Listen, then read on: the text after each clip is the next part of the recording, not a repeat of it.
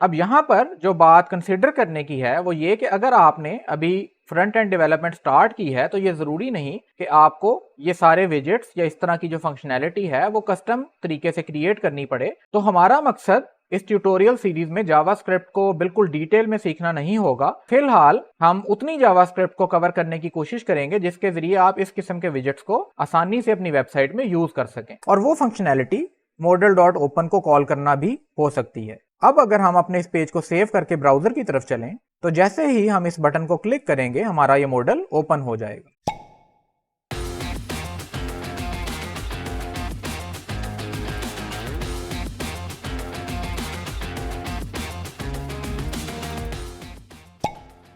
अस्सलाम वालेकुम दोस्तों, मेरा नाम सलमान है और आप देख रहे हैं प्रैक्टिकल डेव। दोस्तों, लास्ट वीडियो में हमने अपने सर्विसेज के सेक्शन को कंप्लीट किया था और उसके साथ ही हमने CSS के कुछ नए फीचर्स और ट्रिक्स देखे थे। आज की वीडियो में हम अपने FAQ सेक्शन पर काम करेंगे और इसी प्रोसेस में हम ये सीखेंगे कि हम अपनी वेबसाइट में थर्ड पार्टी जावास्क्रिप्ट प्लगइन्स को कैसे यूज कर सकते हैं। तो चलिए चलते हैं अपनी स्क्रीन की तरफ। तो दोस्तों, लास्ट वीडियो में हमने इस 015.html और इससे रिलेटेड स्टाइल शीट पर काम किया था। आज हम सबसे पहले तो इनकी कॉपीज बना लेते हैं। तो दोस्तों, आप देख सकते हैं कि हमने यहाँ पर अपने पेज की कॉपीज बना ली हैं और इनको एक बार अपने ब्राउजर में चलकर देख लेते हैं। तो दोस्तों, आप देख सकते हैं कि हमारा पेज वहीं पर मौजूद है जिस तरह हमने इसे लास्ट वीडियो में छोड़ा था। और इसके बाद अगर हम एक बार अपने रेफरेंस प्रोजेक्ट को देखें तो यहाँ पर अगर हम नोट करें तो हमारे पास सबसे पहले एक टॉप लेवल का कंटेनर है जो कि एक सेक्शन का एलिमेंट हो सकता है। इस सेक्शन के अंदर हमारे पास एक और सेक्शन है जो कि बेसिकली एक हेडर सेक्शन है जिसके अंदर हमारे पास ये हेडिंग और कुछ टेक्स्ट है। इस हेडर के बाद हमारे पास ये दूसरा सेक्शन है जो कि स्क्रीन पर सेंटर्ड है, और बाय द वे हमारा ये जो हेडर है ये भी स्क्रीन पर सेंटर्ड होगा। तो ये जो सेक्शन है ये बिल्कुल हमारे बाकी के जो टॉप पर हमने सेक्शंस बनाए थे जिसमें 2 इक्वल कॉलम्स हैं उसी तरह का सेक्शन है। लेफ्ट साइड पर हमारे पास कुछ टेक्स्ट है, उसके बाद एक एंकर एलिमेंट है जो कि हमारा प्राइमरी बटन होगा, और राइट साइड पर हमारे पास ये एक जावास्क्रिप्ट का प्लगइन है जो कि एक अकॉर्डियन विजेट है जिसके अंदर हमारे पास कुछ क्वेश्चंस हैं और इसको क्लिक करने पर इसकी डिस्क्रिप्शन ओपन हो जाती है। तो चलिए इन एलिमेंट्स को अपनी HTML में कोड करते हैं। तो जैसे कि हमने डिस्कस किया, टॉप लेवल पर हमारे पास एक सेक्शन होगा, इसे हम एक क्लास दे सकते हैं FAQ की। इसके बाद हमारे पास एक सेक्शन है जो कि बेसिकली हमारे इस मेन सेक्शन के हेडर का काम करेगा। तो हम यहाँ पर या तो सेक्शन या डिव या फिर इसी तरह एक सिमेंटिक टैग होता है हेडर का, वो यूज कर लेते हैं। तो यहाँ पर हमारे पास एक हेडर होगा, उसके बाद इसमें हमारे पास एक H2 हेडिंग होगी और एक पैराग्राफ आएगा। इस हेडर सेक्शन के बाद हमारे पास एक और सेक्शन है, और ये जो सेक्शन है ये एग्जैक्टली हमारे जो ऊपर इक्वल कॉलम सेक्शन हैं उन्हीं की तरह काम करेगा। तो इसके लिए हम वही क्लासेस यूज करेंगे। मैं इस प्रोसेस को क्विक बनाने के लिए ऊपर से एक सेक्शन कॉपी कर लेता हूं और यहाँ पर थोड़ा सा क्लीन अप कर लेते हैं। हमारे पास ये अनऑर्डर्ड लिस्ट यहाँ नहीं आएगी, इसकी जगह पर हमारे पास एक एंकर आएगा जैसे कि हमने ऊपर यूज कर रखा है। हम इसी को कॉपी कर लेते हैं और अपने ये जो हेडर सेक्शन है इसको थोड़ा स्टाइल देने के लिए यहाँ कुछ क्लासेस असाइन करते हैं। तो हमारे पास ये कंटेनर की क्लास यहाँ आ जाएगी। हम यहाँ पर कुछ टेक्स्ट लिखेंगे और पैराग्राफ में कुछ डमी टेक्स्ट लिख देते हैं। इस पेज को सेव करते हैं और अभी चलकर इसको ब्राउजर में देख लेते हैं कि ये कैसा नज़र आता है। तो दोस्तों, आप देख सकते हैं कि हमारे नए एलिमेंट्स यहाँ पर नज़र आ रहे हैं। अभी भी हमें स्टाइलिंग की कुछ ज़रूरत है, तो हम चलकर इसकी बाकी की स्टाइलिंग करते हैं। तो सबसे पहले हमारे पास ये जो टॉप का सेक्शन है इसके अंदर हमें थोड़ी सी पैडिंग चाहिए, तो हम इसे सेक्शन पैडिंग्स की क्लास दे सकते हैं। उसके बाद जो नेक्स्ट काम हम करेंगे वो ये कि हमें इस सेक्शन का टेक्स्ट सेंटर्ड चाहिए। तो हम अपने इस हेडर को एक क्लास दे देते हैं FAQ__ हेडर की, और इस क्लास को टारगेट करके स्टाइल कर लेते हैं। यहाँ पर हमारे पास टेक्स्ट अलाइन सेंटर की प्रॉपर्टी है, और बाय द वे इसकी कुछ और वैल्यूज़ भी हैं। अगर आप अपने VS कोड में Ctrl+Space प्रेस करेंगे तो आपको यहाँ पर इसकी डिफरेंट वैल्यूज़ नज़र आ जाएंगी। अभी जो प्रॉपर्टी हम यूज़ करेंगे वो सेंटर है, इसे सेव कर लेते हैं और आप देख सकते हैं कि हमारा टेक्स्ट अब सेंटर हो चुका है। नेक्स्ट काम जो हम करेंगे वो ये कि इस पैराग्राफ को टारगेट करते हैं और इसको थोड़ा सा मार्जिन देंगे, और अगर हम अपने रेफरेंस को देखें तो इसकी विड्थ भी यहाँ पर डिफाइंड है। तो इसको हम स्टाइल कर लेते हैं। हम अपने पैराग्राफ को एक क्लास देंगे FAQ हेडर डिस्क्रिप्शन की, और इसी को हम अपनी CSS में टारगेट करेंगे। यहाँ पर हम इसे मार्जिन दे देते हैं टॉप पर 2 रेम्स का और इसे कुछ मैक्सिमम विड्थ दे देते हैं जैसे कि 40 रेम्स। तो आप देख सकते हैं कि हमारे टेक्स्ट को यहाँ पर विड्थ मिल गई है। और नेक्स्ट काम जो हम करेंगे वो ये कि अगर हम इसे इंस्पेक्ट करें तो आप देख सकते हैं कि हमारे इस एलिमेंट में, क्योंकि हमने इसे मैक्सिमम विड्थ दे दी है, तो हमारे पास काफ़ी सारी ब्लैंक स्पेस यहाँ पर क्रिएट हो गई है। तो हम इस पैराग्राफ को हॉरिजॉन्टली सेंटर कर लेते हैं और उसका तरीका हम देख चुके हैं। हमारे पास राइट साइड पर काफ़ी सारा मार्जिन है, हम इसे ऑटो मार्जिन करके सेंटर कर लेते हैं। यहाँ पर आप देख सकते हैं कि हम ऑलरेडी मार्जिन टॉप इसे दे चुके हैं। हम यहाँ पर या तो मार्जिन लेफ्ट और राइट को अलग-अलग से ऑटो की वैल्यू दे सकते हैं, या फिर हम इस मार्जिन टॉप को खाली मार्जिन करके इसे एक कंपाउंड प्रॉपर्टी के तौर पर वैल्यू दे सकते हैं। तो टॉप पर हमारा 2 रेम्स होगा, राइट पर हम इसे ऑटो रखेंगे, बॉटम पर ये 0 हो जाएगा और लेफ्ट पर इसकी वैल्यू ऑटो होगी। तो बेसिकली यहाँ पर हमने जो मार्जिन की वैल्यू दी है वो एक कंपाउंड वैल्यू है, जिसमें हमने टॉप पर इसे 2 रेम्स दे दिए जैसे कि हम इसे देना चाहते थे, राइट पर ऑटो, बॉटम पे 0 और लेफ्ट पर ऑटो। हम इसे सेव करते हैं और आप देख सकते हैं कि हमारा जो टेक्स्ट है वो अब सेंटर में आ चुका है।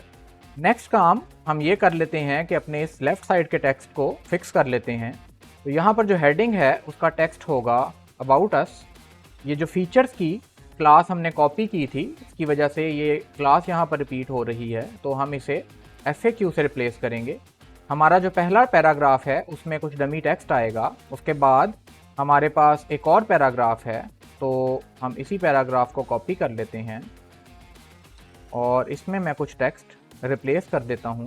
तो यहाँ पर हमारे पास कुछ डिफरेंट टेक्स्ट है जिसमें दरमियान में एक एंकर है। इसके बाद अगर हम अपने रेफरेंस को एक दफ़ा देखें तो हमारे पास ईमेल का ये लिंक है, जिसे क्लिक करने पर आप देखेंगे कि हमारी जो डिफ़ॉल्ट ईमेल की एप्लीकेशन है वो खुल जाती है। तो हम ये चेक कर लेते हैं कि ये चीज़ कैसे अचीव की जाती है। तो हम यहाँ पर एक और पैराग्राफ क्रिएट कर लेते हैं। इस पैराग्राफ में हम लिखेंगे ईमेल, कॉलन डालेंगे और यहाँ पर हमारे पास एक एंकर लिंक आएगा जिसको क्लिक करने से हमारी ईमेल की ऐप खुल जाएगी। तो हम इसका जो href है उसकी वैल्यू रखेंगे मेल टू, और ये मेल टू के जो कीवर्ड्स हैं ये हमारे लिंक को क्लिक करने पर हमारी डिफ़ॉल्ट ईमेल एप्लीकेशन खोल देंगे। यहाँ पर हम अपना ईमेल लिख सकते हैं email@company.com और इसके टेक्स्ट में भी हम इस ईमेल को यूज़ कर लेते हैं ताकि हमें पता चल सके कि हम एक ईमेल को क्लिक कर रहे हैं। यहाँ पर हम FAQ टेक्स्ट बटन की क्लास दे देते हैं।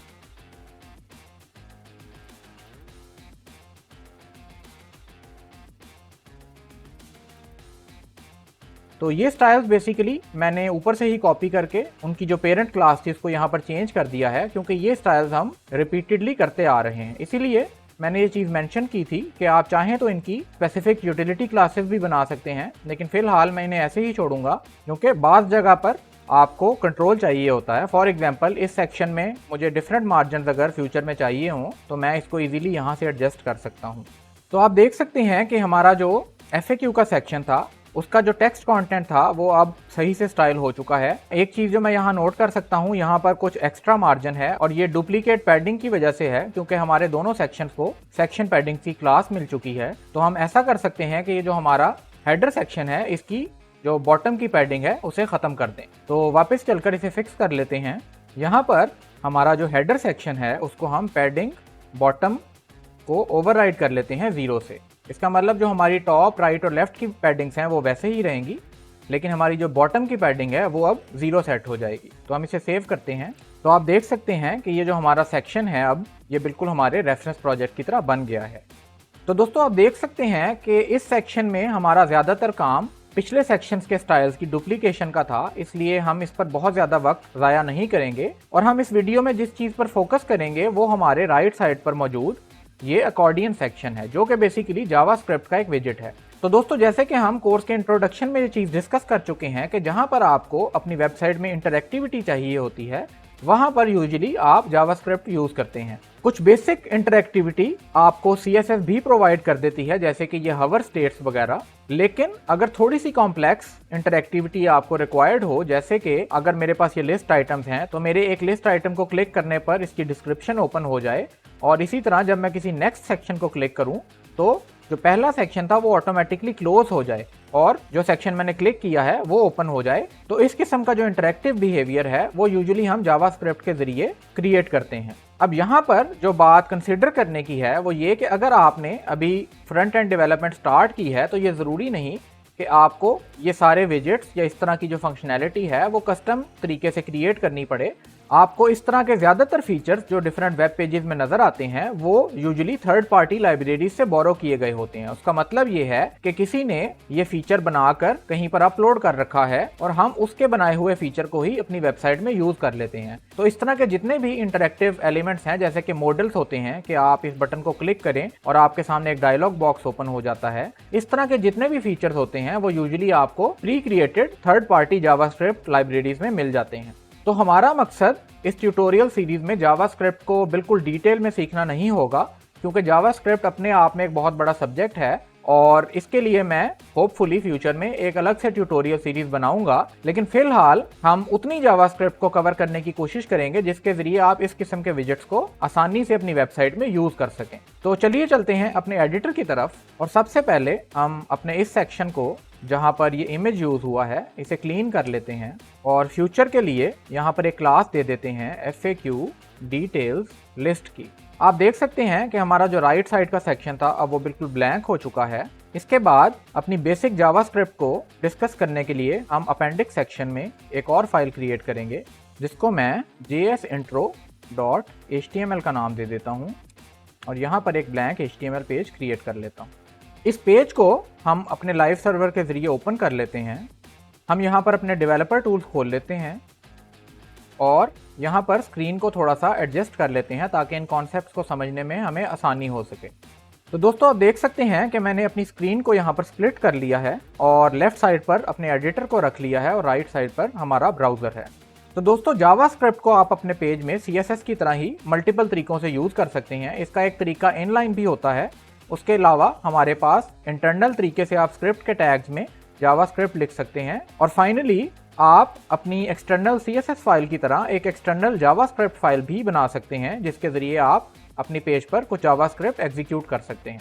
तो दोस्तों पहली चीज जो हम यहाँ करेंगे वो स्क्रिप्ट का एक टैग ओपन और क्लोज करेंगे। अगर आप बिल्कुल बिगिनर हैं तो एक चीज जो यहाँ पर बहुत इंपॉर्टेंट है वो ये कि आपने स्टार्ट में एटलीस्ट ये जो स्क्रिप्ट के टैग्स हैं ये हमेशा अपने बॉडी के एंड पर रखने हैं। यानी कि अगर मिसाल के तौर पर यहाँ पर कोई कंटेंट होता, जैसे कि यहाँ पर एक डिव होती जिसमें हेलो वर्ल्ड लिखा होता, उसके बाद यहाँ पर और एक डिव होती या दो डिव्स होती, तो जितना भी आपका पेज का कंटेंट होगा वो हमेशा ऊपर रहेगा और स्क्रिप्ट का टैग इस सारे कंटेंट के बाद में आएगा। ऑल्दो कि ये चीज मैं मेंशन कर देता हूं कि ये स्क्रिप्ट का टैग आप ऊपर हेड के टैग में भी यूज कर सकते हैं और जगहों पर भी यूज कर सकते हैं। लेकिन अगर आप बिल्कुल स्टार्ट कर रहे हैं और आप चाहते हैं कि आप किसी प्रॉब्लम में ना फंसें तो हमेशा इस स्क्रिप्ट के टैग को बिल्कुल एंड पर रखें या बॉडी के बिल्कुल एंड पर रखें। उसकी एक ब्रीफ सी वजह अगर मैं एक्सप्लेन करना चाहूँ तो यूजुअली स्क्रिप्ट के टैग में जो आप काम कर रहे होते हैं वो आपके पेज के साथ इंटरेक्ट करने का होता है और जो आपका ब्राउजर है वो लाइन बाय लाइन आपके कोड को इंटरप्रेट करता है। तो मिसाल के तौर पर अगर आप जावास्क्रिप्ट के जरिए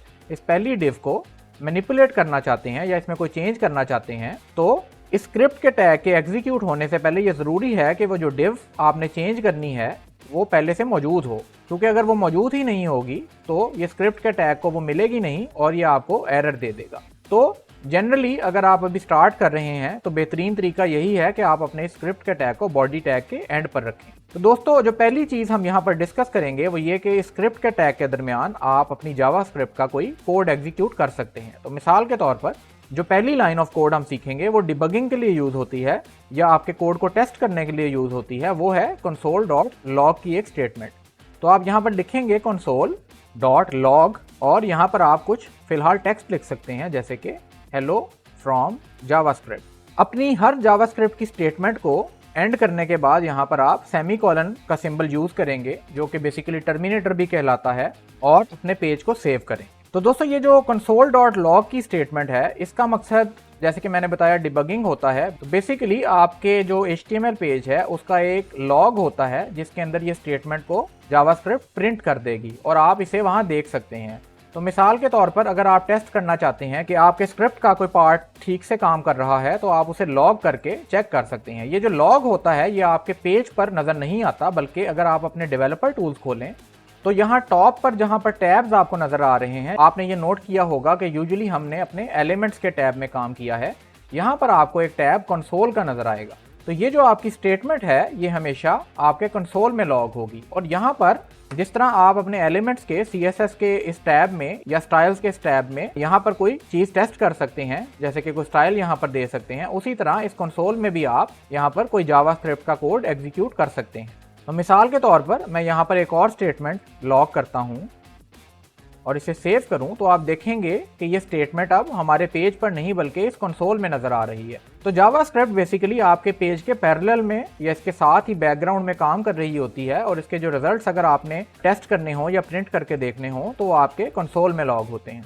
तो दोस्तों जो अगली चीज़ हम यहाँ पर डिस्कस करेंगे वो ये कि जावास्क्रिप्ट एक प्रोग्रामिंग लैंग्वेज है और इसकी जो बेस है या जो सबसे पहला कॉन्सेप्ट हम डिस्कस करेंगे वो है डेटा का। तो डेटा क्या होता है? कोई भी इंफॉर्मेशन हो सकती है, जैसे कि ये हमने लॉग किया है यहाँ पर हेलो फ्रॉम जावास्क्रिप्ट 2, ये कुछ टेक्स्ट है। तो ये जो टेक्स्ट है ये डेटा है। और यहाँ से हमारे पास जो अगला कॉन्सेप्ट आता है वो ये कि डेटा की डिफरेंट टाइप्स होती हैं। तो मिसाल के तौर पर अगर हम यहाँ पर कोई नंबर लिखना चाहें तो हम यहाँ पर एक नंबर लिख सकते हैं, जैसे कि 2। इसे सेव करेंगे और आप देख सकते हैं कि राइट साइड पर कंसोल में हमारे पास 2 प्रिंट हो गया है। इसी तरह अगर हम चाहें तो हम यहाँ पर कुछ टेक्स्ट लिख सकते हैं और टेक्स्ट लिखने के लिए आप हमेशा अपने टेक्स्ट को इन कोट्स में रैप करते हैं, जो कि डबल कोट्स भी हो सकते हैं और सिंगल कोट्स भी हो सकते हैं। तो ये जो आपकी डेटा टाइप टेक्स्ट की होती है इसे जावास्क्रिप्ट में स्ट्रिंग डेटा टाइप कहा जाता है। तो ये जो हेलो फ्रॉम जावास्क्रिप्ट है ये हमारी एक स्ट्रिंग है। तो हम यहाँ पर एक काम करते हैं कि कुछ कमेंट्स लिख लेते हैं ताकि इसे बाद में अगर आप देखना चाहें तो आपको आसानी हो। तो बेसिकली कमेंट करने के जावास्क्रिप्ट में 2 तरीके होते हैं। अगर आपका एक सिंगल लाइन का कमेंट है तो आप 2 फॉरवर्ड स्लैशेस के जरिए यहाँ पर कुछ लिख सकते हैं, जैसे कि मिसाल के तौर पर डेटा टाइप नंबर और डेटा टाइप स्ट्रिंग। और अगर मल्टी लाइन्स पर आप कमेंट्स करना चाहते हैं तो यहाँ पर आप एक फॉरवर्ड स्लैश, उसके बाद आपका एस्टरिस्क और फिर इसी तरह उसे क्लोज कर सकते हैं एक एस्टरिस्क और फॉरवर्ड स्लैश के साथ। तो इसके दरमियान में आप this is a multi line comment, इस तरह आप मल्टीपल लाइंस के कमेंट्स यहाँ पर लिख सकते हैं। तो यहाँ पर जो सेकंड हमारी डेटा टाइप है वो स्ट्रिंग आ गई। उसके बाद जो हमारी थर्ड डेटा टाइप है वो बूलियन डेटा टाइप है और ये बेसिकली ऐसी डेटा टाइप होती है जो कि या तो ट्रू हो सकती है या फॉल्स। तो मिसाल के तौर पर अगर आपने ये चेक करना हो कि एक आदमी एम्प्लॉयड है या नहीं एम्प्लॉयड तो उसे आप ट्रू या फॉल्स के जरिए डिनोट कर सकते हैं। इसकी कोई थर्ड वैल्यू नहीं हो सकती कि वो दरमियान में एम्प्लॉयड है, तो या तो वो एम्प्लॉयड है या नॉट एम्प्लॉयड है। तो इसके लिए आप ट्रू या फॉल्स की वैल्यू यूज कर सकते हैं। और by the way console.log statement में आप मल्टीपल वैल्यूज भी पास कर सकते हैं और ये आपके कंसोल में प्रिंट हो जाएंगी। इसी तरह ये जो नंबर की टाइप है अगर हम इसे थोड़ा सा और एक्सटेंड करें तो यहाँ पर आप पॉइंट्स में भी वैल्यू लिख सकते हैं, मिसाल के तौर पर 2.3 और नेगेटिव वैल्यूज भी लिख सकते हैं। अगला कॉन्सेप्ट जो मजीद डेटा टाइप्स को कवर करने से पहले मैं यहाँ पर एक्सप्लेन करना चाहूँगा वो हमारा वेरिएबल्स का कॉन्सेप्ट है। तो दोस्तों वेरिएबल्स को हमने पिछले ही वीडियो में CSS में भी देखा था और वेरिएबल बेसिकली आपका एक छोटा सा डेटा का स्टोर होता है जो कि आपकी मेमोरी में रहता है और उसमें आप कोई भी डेटा स्टोर कर सकते हैं। और जावास्क्रिप्ट में वेरिएबल बनाने के लिए हमारे पास एक कीवर्ड होता है जो कि var का कीवर्ड है और इससे वेरिएबल बनता है या इसे var भी कहा जाता है। तो हम यहाँ पर लिखेंगे var और यहाँ पर अपने वेरिएबल का नाम लिखेंगे। तो दोस्तों ये जो वेरिएबल का नाम होता है इसके कुछ रूल्स होते हैं जिन्हें फॉलो करना जरूरी है। तो पहला रूल तो इसमें यह है कि आपका जो वेरिएबल है या तो वो किसी अल्फाबेट से स्टार्ट होगा जो कि कैपिटल या स्मॉल में हो सकता है, या फिर ये एक अंडरस्कोर से स्टार्ट हो सकता है, या फिर तीसरे नंबर पर ये एक डॉलर के साइन से स्टार्ट हो सकता है। इसके अलावा आप इसे किसी और करैक्टर से स्टार्ट नहीं कर सकते। मिसाल के तौर पर आपका जो वेरिएबल है वो नंबर से स्टार्ट नहीं हो सकता। यहाँ पर आपको ये रेड में लाइन नजर आ रही है जो कि VS कोड आपको बता रहा है कि ये इनवैलिड वेरिएबल नेम है। इसके बाद जो अगला रूल है वो ये कि यहाँ पर कोई कीवर्ड आपका वेरिएबल के नाम के तौर पर यूज नहीं हो सकता। और कीवर्ड्स का क्या मतलब है कि कुछ ऐसे रिजर्व्ड वर्ड्स होते हैं जो कि जावास्क्रिप्ट उनका एक खास मीनिंग लेता है। मिसाल के तौर पर ये जो var का वर्ड है ये एक कीवर्ड है, तो इसी नाम का मैं वेरिएबल नहीं रख सकता क्योंकि जब भी जावास्क्रिप्ट का इंटरप्रेटर इसको रीड करेगा तो उसको लगेगा जैसे इस कीवर्ड के बाद वेरिएबल का नाम आना है जो कि हमारे पास नहीं है। तो यहाँ पर हम रिजर्व्ड कीवर्ड्स नहीं यूज़ कर सकते। उनमें काफ़ी सारे कीवर्ड्स हैं, वार है, क्लास है, लेट है, कॉन्स्ट है, और ये कीवर्ड्स आप एक छोटी सी गूगल सर्च से डिस्कवर कर सकते हैं।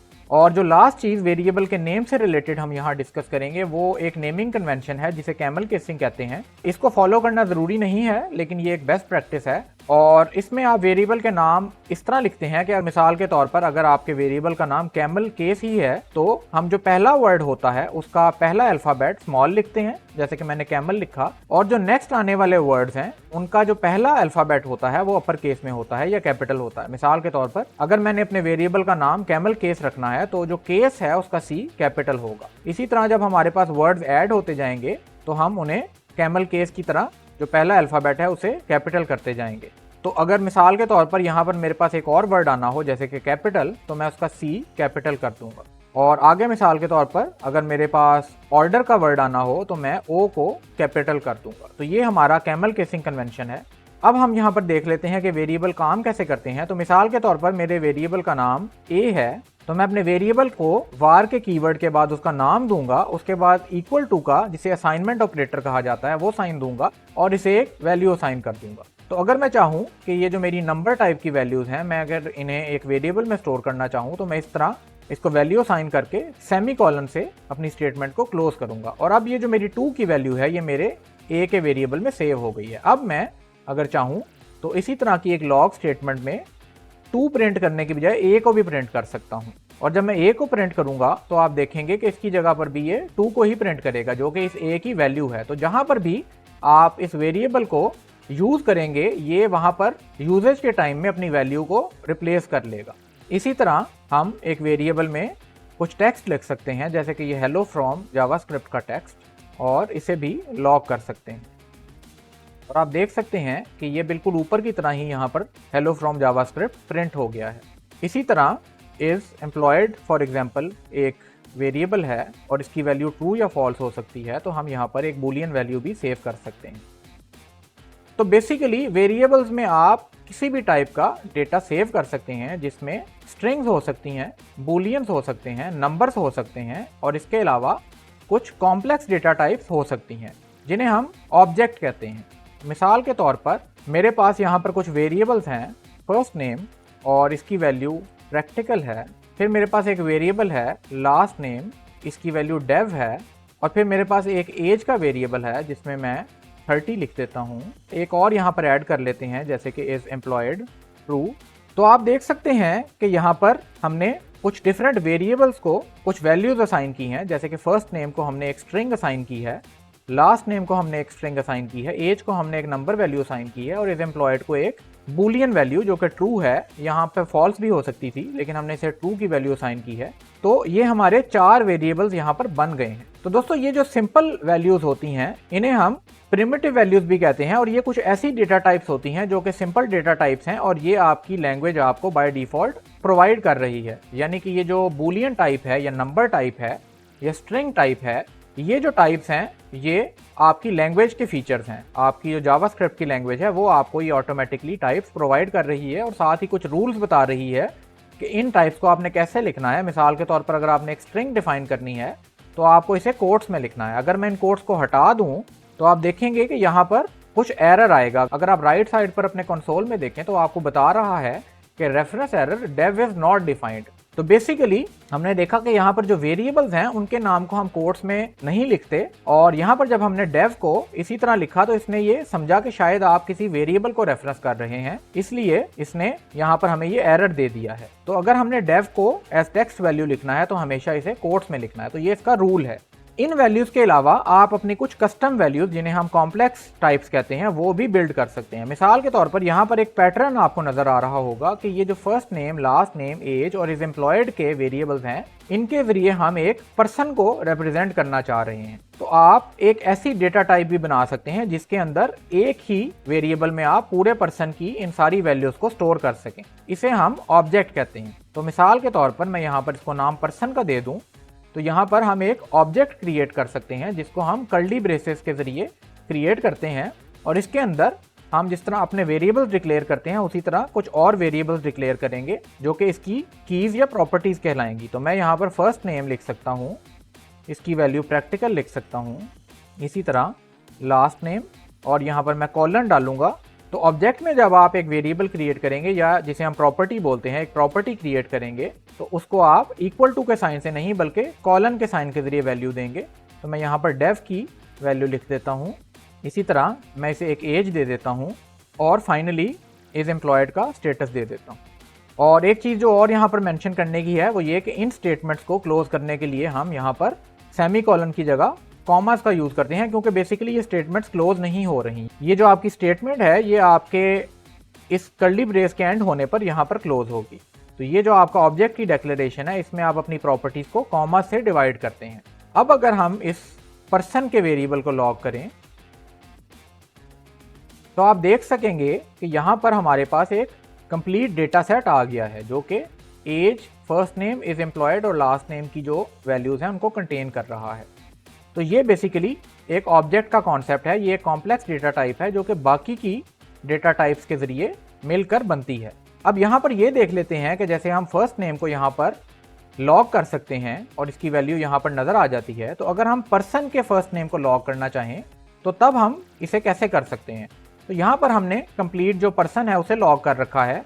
अगर मैं इसमें से एक प्रॉपर्टी को लॉग करना चाहूँ तो मैं यहाँ पर पर्सन डॉट उसकी जो प्रॉपर्टी है age, first name, is employed या लास्ट नेम, उनमें से कोई भी प्रॉपर्टी सेलेक्ट कर सकता हूँ और जावास्क्रिप्ट हमारे लिए उसकी वैल्यू गेट कर लेगी। तो मैं अगर अब इसे सेव करूँ तो आप देखेंगे कि यहाँ पर सिर्फ पर्सन के लास्ट नेम की वैल्यू नज़र आ रही है। नेक्स्ट जो कॉन्सेप्ट हम यहाँ पर देखेंगे वो ये कि इन वेरिएबल्स को हम वैल्यूज़ रीअसाइन भी कर सकते हैं। मिसाल के तौर पर अगर आप अपने वेरिएबल को डिक्लेयर करते हैं, जैसे कि आपने यहाँ पर फर्स्ट नेम का एक वेरिएबल बनाया या ए का ये वेरिएबल बनाया था जिसकी वैल्यू हमने 2 रखी थी, तो इस वैल्यू को हम रीसेट भी कर सकते हैं। तो जो वेरिएबल का कीवर्ड है उसका मतलब ही ये है कि ये चीज़ वेरिएबल है, यानी कि वेरी कर सकती है। इस वक्त हम इसे सिर्फ एक जगह यूज़ कर रहे हैं और इसे हमने वेरी नहीं किया या चेंज नहीं किया, हम इसे चेंज भी कर सकते हैं। तो मैं इसको चेंज करने के लिए इसको कॉपी करता हूँ और यहाँ पर आकर अगर हमने इसे चेंज करना हो तो हम इसे a=3 भी कर सकते हैं। और अगर मैं इसे लॉग करूं तो पहले जैसा कि आपने देखा हमारे पास a की वैल्यू 2 थी, तो यहाँ पर 2 लॉग हुई और इसके बाद जब हमने इसे 3 सेट करके इसकी वैल्यू को लॉग किया तो अब इसकी वैल्यू 3 लॉग हो रही है। इसका मतलब कि इसकी वैल्यू वेरी कर सकती है। लेकिन एक चीज़ का हमें यहाँ पर ख्याल रखना है कि जब आप इसे रीअसाइन करेंगे या इसे यूज़ करेंगे तो ये वार का कीवर्ड दोबारा यूज़ नहीं करेंगे। ये वो कीवर्ड है जो हम सिर्फ एक बार डिक्लेयर करते हुए वेरिएबल के साथ लिखते हैं। नेक्स्ट टाइम जब आपने इसे रीअसाइन करना होता है तो आप इसे यूज़ नहीं करते। इसी तरह अगर आपने अपने किसी ऑब्जेक्ट के वेरिएबल को वैल्यू रीअसाइन करनी हो तो आप वो भी कर सकते हैं। मिसाल के तौर पर मैं अगर चाहूँ तो पर्सन इक्वल टू, अगर मैं ये पूरा ऑब्जेक्ट कॉपी कर लूँ और इसके आगे एडिटेड का वर्ड लगा देते हैं ताकि ये हमें समझ में आ सके, मैं इसको ऐसे सेट करके अपने पर्सन को लॉग कर सकता हूँ और आप देखेंगे कि हमारे पर्सन का ऑब्जेक्ट भी अपडेट हो चुका है। तो आप यहाँ पर अगर देखें तो आप देखेंगे कि लास्ट नेम हमारा अब डेव एडिटेड हो चुका है। लेकिन अगर मैंने इस पर्सन के ऑब्जेक्ट की सिर्फ लास्ट नेम की वैल्यू को सेट करना हो तो वो करने के लिए मैं इसे जैसे हमने इसे यूज़ किया था person dot last name equal to Dave edited भी कर सकता हूँ। अब अगर हम इसे लॉग करें तो आप देखेंगे कि हमारा जो लास्ट नेम है उसकी वैल्यू डेव एडिटेड अगेन से अपडेट हो चुकी है। अब जैसा कि हमने ये देख लिया है कि हम अपने एक ऑब्जेक्ट की एक सिंगल प्रॉपर्टी को रीसेट कर सकते हैं, इसी तरह अगर आपके पास एक ऑब्जेक्ट है तो आप उसके ऊपर इसी सिंटैक्स के जरिए एक नई प्रॉपर्टी भी क्रिएट कर सकते हैं।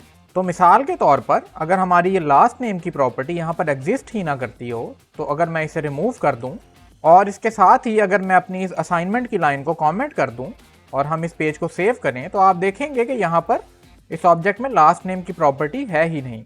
तो इस सिंटैक्स के जरिए हम एक ऐसी प्रॉपर्टी को अपने ऑब्जेक्ट पर सेट भी कर सकते हैं जो कि इनिशियली उस पर एग्जिस्ट नहीं करती। अब अगर मैं इस पेज को सेव करूं तो आप देखेंगे कि यहाँ पर लास्ट नेम की प्रॉपर्टी इस ऑब्जेक्ट पर सेट हो गई है। तो इस तरीके से हम अगर हमारे पास ऑब्जेक्ट में एक प्रॉपर्टी नहीं भी एग्जिस्ट करती तो भी उसे इस डॉट के सिंटैक्स के जरिए सेट कर सकते हैं। तो दोस्तों नेक्स्ट कॉन्सेप्ट जो यहाँ पर हम देखेंगे वो ये है कि क्योंकि जावास्क्रिप्ट एक प्रोग्रामिंग लैंग्वेज है इसलिए कुछ ऑपरेशंस हम यहाँ पर परफॉर्म कर सकते हैं। मिसाल के तौर पर अगर मैं चाहूँ तो मैं यहाँ पर लॉग कर सकता हूँ 1 + 2 और इसका जो रिजल्ट होगा वो आपको 3 यहाँ पर नजर आएगा। तो हुआ यूं कि जब हमने console.log 1 + 2 किया तो 1 + 2 की ये जो स्टेटमेंट है इसको जावास्क्रिप्ट कंप्यूट करेगी और इसका जो रिजल्ट है वो हमारे इस लॉग में पास होकर यहाँ पर लॉग हो जाएगा। हम अगर एक स्टेप आगे बढ़ें तो इन रिजल्ट्स को हम जैसे कि लॉग कर सकते हैं, इसी तरह हम वेरिएबल्स में भी स्टोर कर सकते हैं। मिसाल के तौर पर मेरे पास अगर एक वेरिएबल है जिसका नाम मैं result1 रख देता हूं, तो इसमें मैं इस तरह ही एक ऑपरेशन करूंगा और यहाँ पर console.log में result1 को अगर मैं लॉग कराऊं तो आप यहाँ देख सकेंगे कि हमारे पास 3 प्रिंट हुआ है।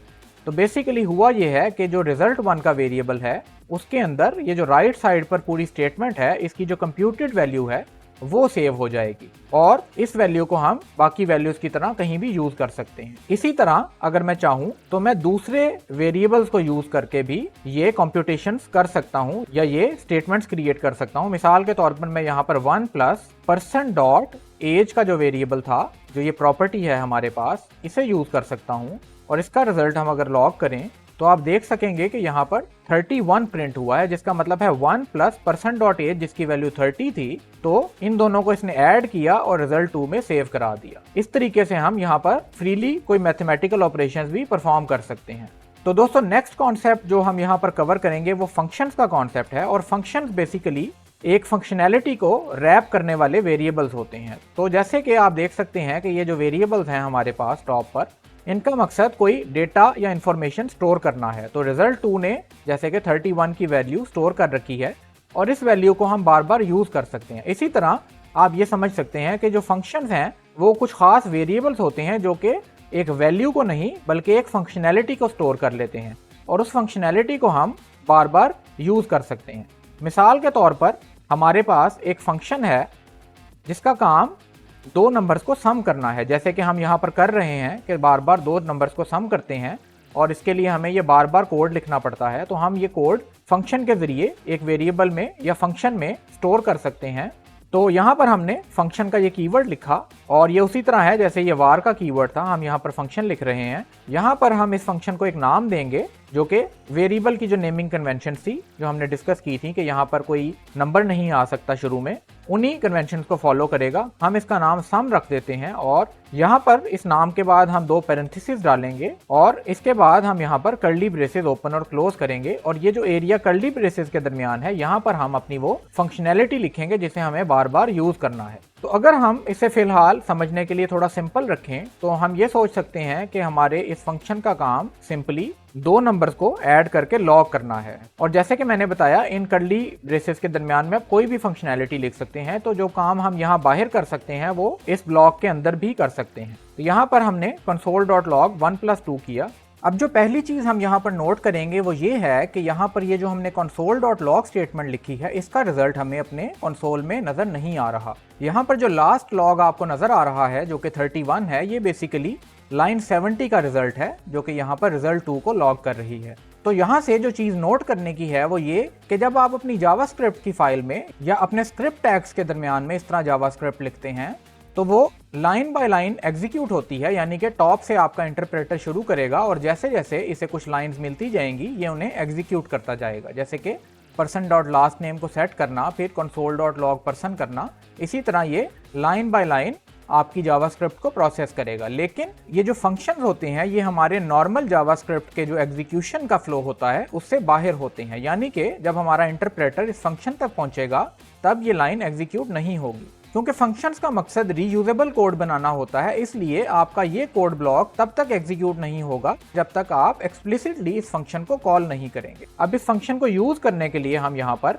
फंक्शन का नाम लिखेंगे और इसके आगे ये 2 पैरेंथेसिस डालेंगे और यहाँ पर इसे क्लोज कर देंगे। हम इसे सेव करते हैं और आप देखेंगे कि यहाँ पर 3 प्रिंट हो गया है जो कि इस फंक्शन का रिजल्ट है। तो जैसे कि मैंने बताया था कि इस फंक्शन का मकसद आपके रीयूज होने वाले कोड को रैप करना होता है, जिसे कि आप सम के इस फंक्शन में स्टोर कर देंगे और फिर इसे बार बार यूज कर सकेंगे। तो अगर मैं चाहूँ तो मैं इस सम के फंक्शन को बार बार इसी तरह यूज कर सकता हूँ और आप देखेंगे कि मुझे ये स्टेटमेंट अब बार बार नहीं लिखनी पड़ेगी क्योंकि मैं सिंपली इस फंक्शन को कॉल कर रहा हूँ और ये फंक्शन जब जब कॉल होगा इस नाम और इन 2 पैरेंथेसिस के जरिए तो ये जो इसके अंदर वाली फंक्शनैलिटी है ये बार बार रन हो जाएगी। तो अगर मैं 4 दफा अपने सम के फंक्शन को कॉल करके पेज को सेव करूं तो आप देखेंगे कि यहाँ पर 4 दफा यही फंक्शन कॉल हो गया है और हमारा ये जो रिजल्ट है ये 4 दफा लॉग हो गया है।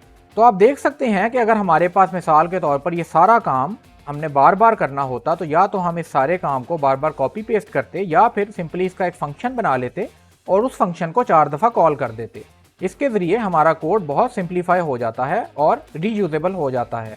अब हम इस फंक्शन को थोड़ा सा यूजेबल बनाते हैं, क्योंकि अभी तो ये दो स्टैटिक नंबर्स जो कि फिक्स नंबर हैं 1 और 2, इनको ऐड करके लॉग कर देता है। लेकिन मिसाल के तौर पर इसका मकसद होता कि ये किसी भी दो नंबर्स को ऐड कर सके, तो वो दो नंबर्स हम इसे वेरिएबल्स की फॉर्म में सप्लाई कर सकते हैं और इन वेरिएबल्स को जो कि हम फंक्शन को सप्लाई करते हैं आर्ग्यूमेंट कहा जाता है। तो मिसाल के तौर पर हमारे यहाँ पर दो आर्ग्यूमेंट्स होंगे, नंबर 1 और नंबर 2, और ये जो आर्ग्यूमेंट्स हैं जो कि टेक्निकली वेरिएबल्स ही होते हैं, यही वेरिएबल्स हम अपने console.log की स्टेटमेंट में ऐड करेंगे।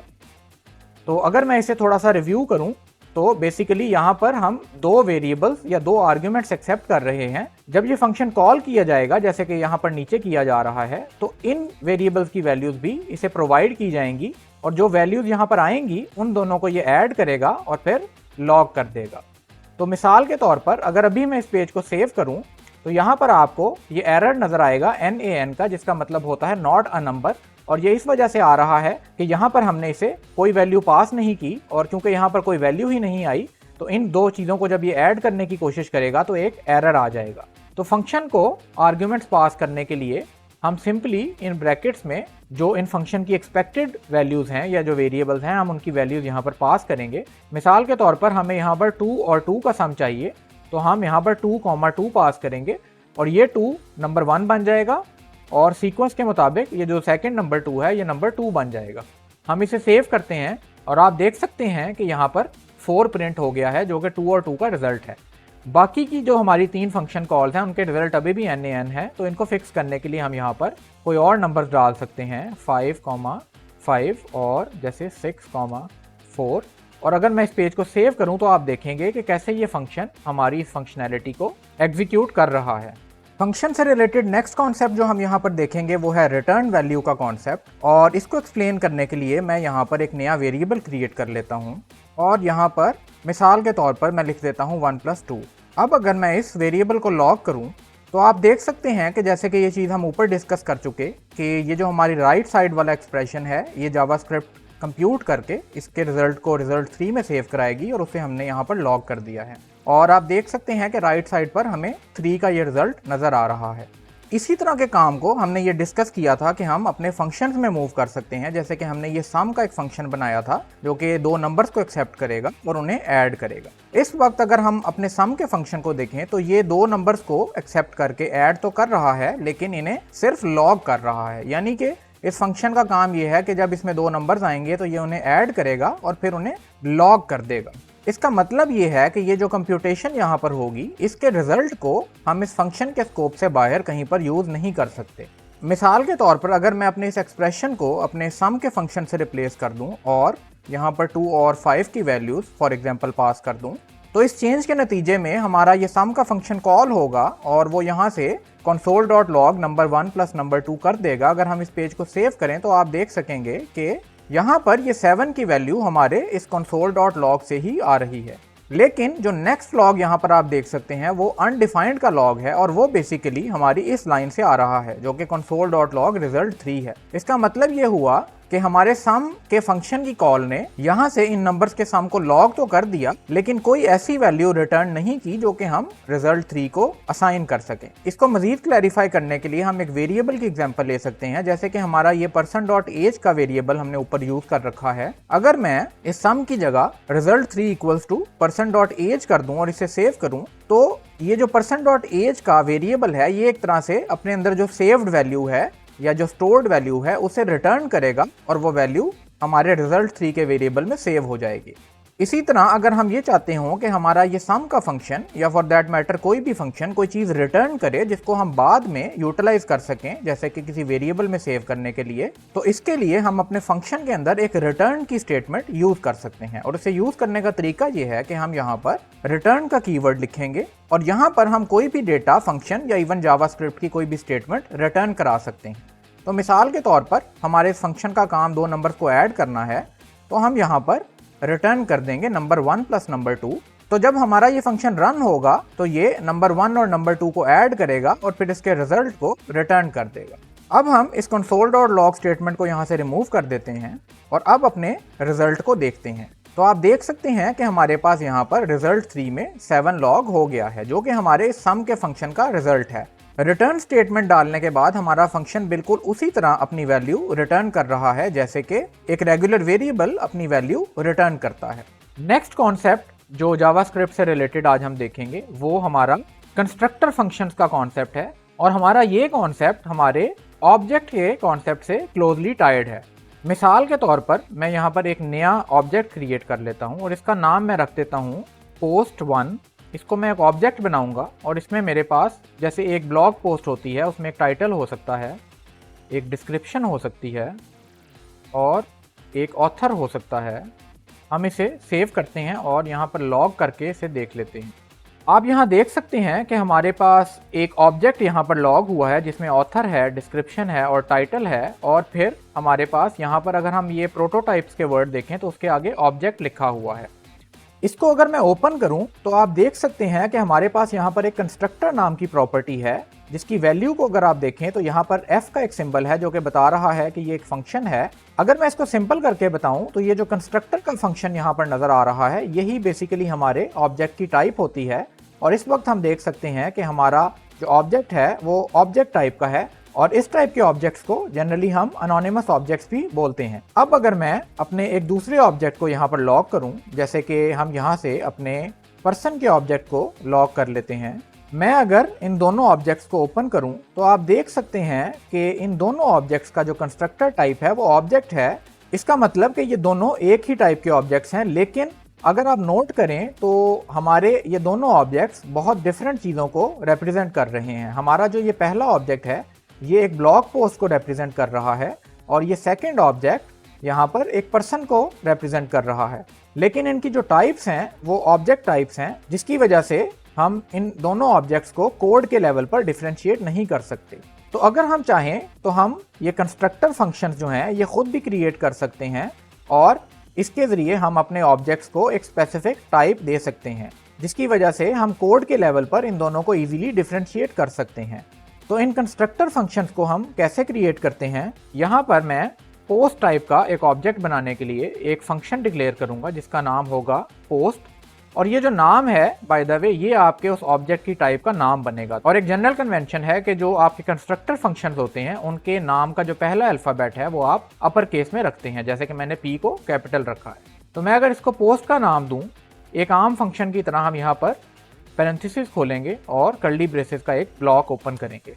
यहाँ पर हम एज्यूम ऐसा कर लेते हैं कि यहाँ एक ऑब्जेक्ट मौजूद है जिसका नाम सपोज ABC है या कुछ भी नाम हो सकता है, और जैसे कि हम इस ऑब्जेक्ट पर कोई प्रॉपर्टी सेट कर सकते हैं, जैसे कि मैंने अगर हम ऊपर जाकर देखें तो यहाँ बताया था कि हम पर्सन डॉट लास्ट नेम को डायरेक्टली ऐसे सेट कर सकते हैं और ये सेट हो जाएगा। इसी तरह सपोज कर लीजिए कि यहाँ पर ABC नाम का एक ब्लैंक ऑब्जेक्ट है जिसके ऊपर मैं ये प्रॉपर्टी सेट कर सकता हूँ, जैसे कि टाइटल, उसके बाद ABC डॉट डिस्क्रिप्शन, ये हमारी डिस्क्रिप्शन आ जाएगी, और इसके बाद ABC डॉट ऑथर, ये हमारा ऑथर का नाम आ जाएगा।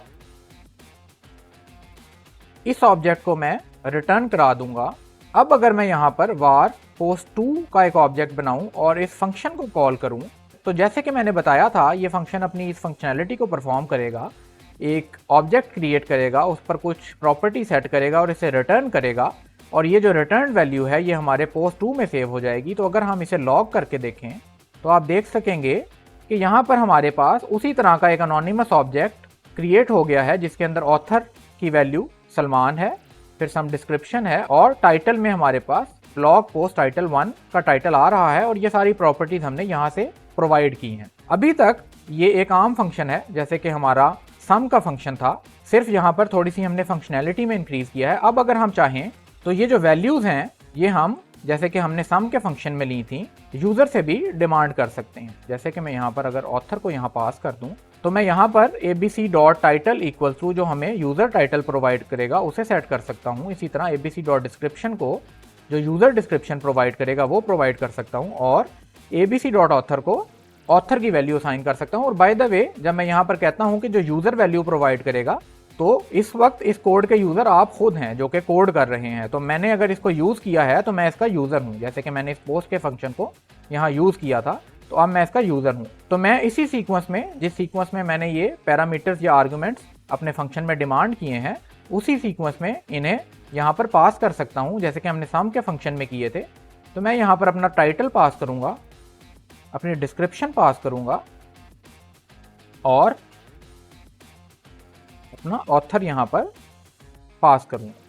अब अगर हम पेज को सेव करें तो आप देखेंगे कि हमारा सेम ऑब्जेक्ट यहाँ पर क्रिएट हो गया है। लेकिन अगर मैं यहाँ पर एक और पोस्ट क्रिएट करूँ, जैसे कि पोस्ट 3, तो ये सारा काम फंक्शन होने की वजह से हमें बार बार नहीं करना पड़ेगा और इससे आपको फंक्शंस की इंपॉर्टेंस का पता चल रहा होगा। हम इसे सेव करते हैं और पोस्ट 3 को भी लॉग करके देखते हैं।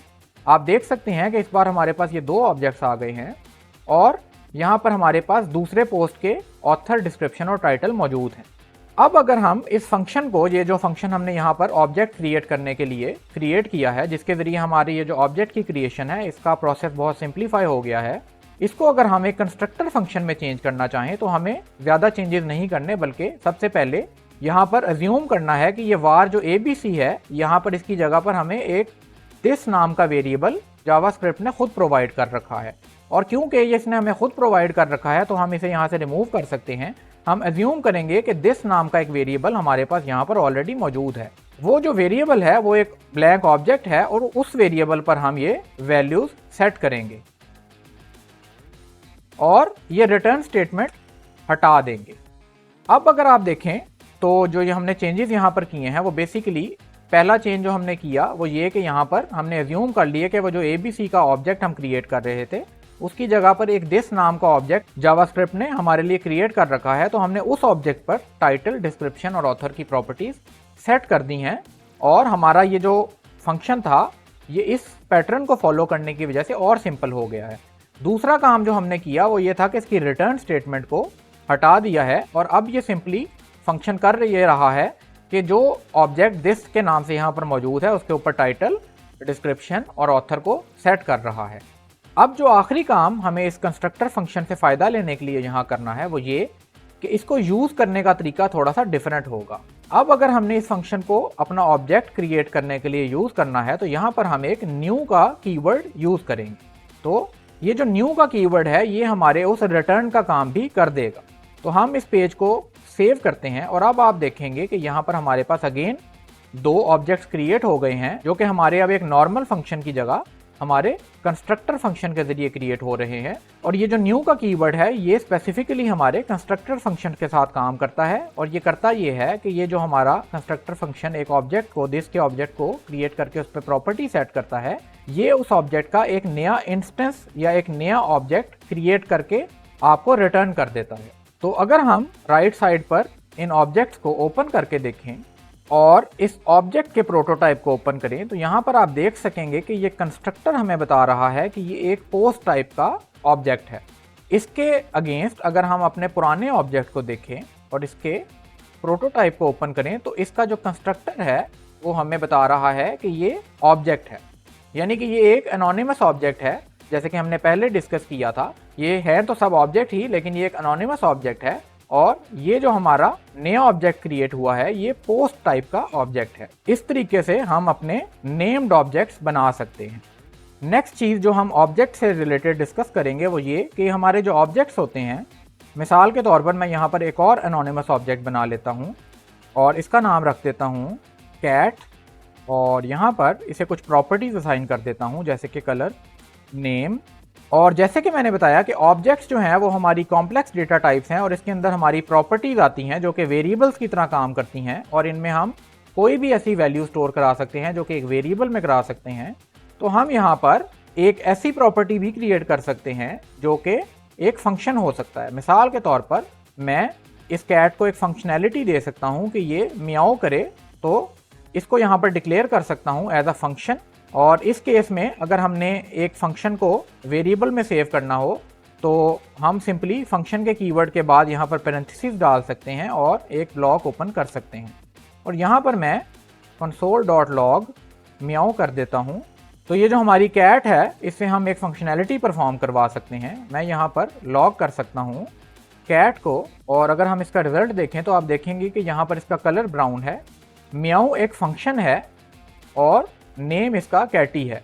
तो जैसे कि हम कैट डॉट कलर के जरिए इसका कलर लॉग करवा सकते हैं या यूज कर सकते हैं, जैसे कि यहाँ पर ब्राउन प्रिंट हुआ है, इसी तरह हम इस फंक्शनैलिटी को भी कॉल कर सकते हैं एज अ नॉर्मल फंक्शन। अब अगर मैं इस पेज को सेव करूं तो हमारा जो म्याऊ का फंक्शन है वो कॉल होगा और ये जो म्याऊ था ये लॉग हो गया है। और बाय द वे, क्योंकि ये फंक्शन कुछ रिटर्न नहीं कर रहा, इसलिए इस कंसोल डॉट लॉग ने जो ये बाहर हमारे कैट डॉट म्याऊ को लॉग कर रहा है, इसने यहाँ पर अनडिफाइंड दिया है। अगर मैं सिंपली इस फंक्शन को कॉल करना चाहूँ तो मैं रूट लेवल पर इसे कॉल कर सकता हूँ और ये अपना काम जो लॉग करने का है वो परफॉर्म कर देगा। और बाय द वे, एक चीज़ यहाँ पर क्लियर कर दूँ कि इस तरीके से भी आप अपने फंक्शंस को क्रिएट कर सकते हैं, यानी कि अगर मैं चाहूँ तो यहाँ पर sum2 का एक फंक्शन बना सकता हूँ और उसे मैं इस तरह डिक्लेयर कर सकता हूँ 1 + 2। ये सिर्फ एक डेमो फंक्शन है और इसका मकसद सिर्फ ये बताना है कि फंक्शन को हम दो तरीकों से डिक्लेयर कर सकते हैं। एक तो हमारा जनरल तरीका है और प्रेफर्ड तरीका यही है, अगर आपने अपने फंक्शन को किसी वेरिएबल में नहीं स्टोर कराना तो आप इसे ऐसे करें, लेकिन अगर आप चाहें तो इस तरह से भी वेरिएबल्स में अपने फंक्शंस को स्टोर करा सकते हैं, जिसमें इसका नाम जो है वो वेरिएबल के तौर पे आ गया है, तो बाद में फंक्शन के बाद हमें इसका नाम देने की ज़रूरत नहीं है। तो इस तरीके से हमने ये जो म्याऊ का वेरिएबल था, ये जो प्रॉपर्टी है, इसके अंदर हमने एक फंक्शन स्टोर करा दिया है। इसी तरह हम एक प्रॉपर्टी में जैसे कि एक फंक्शन को स्टोर करा सकते हैं, इसी तरह एक और ऑब्जेक्ट को भी स्टोर करा सकते हैं। जैसे कि सपोज कि यहाँ पर हमने कैट के ओनर की अगर इंफॉर्मेशन स्टोर करनी है तो वो हम यहाँ पर एक पर्सन के तौर पर स्टोर कर सकते हैं और ओनर एक ऑब्जेक्ट हो जाएगा जिसके अंदर अगेन हमारे पास जो कुछ एक पर्सन में हो सकता है, उसी तरह first name, last name etcetera हो सकता है। तो ये हमारा एक इंट्रो था ऑब्जेक्ट से रिलेटेड। इस कॉन्सेप्ट में अगर आपको सब कुछ सही तरीके से क्लियर नहीं हुआ तो ज़्यादा परेशान होने की ज़रूरत नहीं, क्योंकि हमारा मकसद यहाँ पर जल्दी जल्दी जावास्क्रिप्ट के कुछ ऐसे फीचर्स को डिस्कस करना था जिसके ज़रिए हम थर्ड पार्टी प्लगइन्स को इजीली अपनी वेबसाइट में यूज़ कर सकें। और ये वो सारे कॉमन फीचर्स हैं जो कि थर्ड पार्टी प्लगइन्स डिमांड करते हैं। इन सब का इन डेप्थ नॉलेज होना आपके पास ज़रूरी नहीं है, आप अगर अभी इनका एक जनरल आइडिया भी समझ लें तो वो आपके लिए इनफ होगा।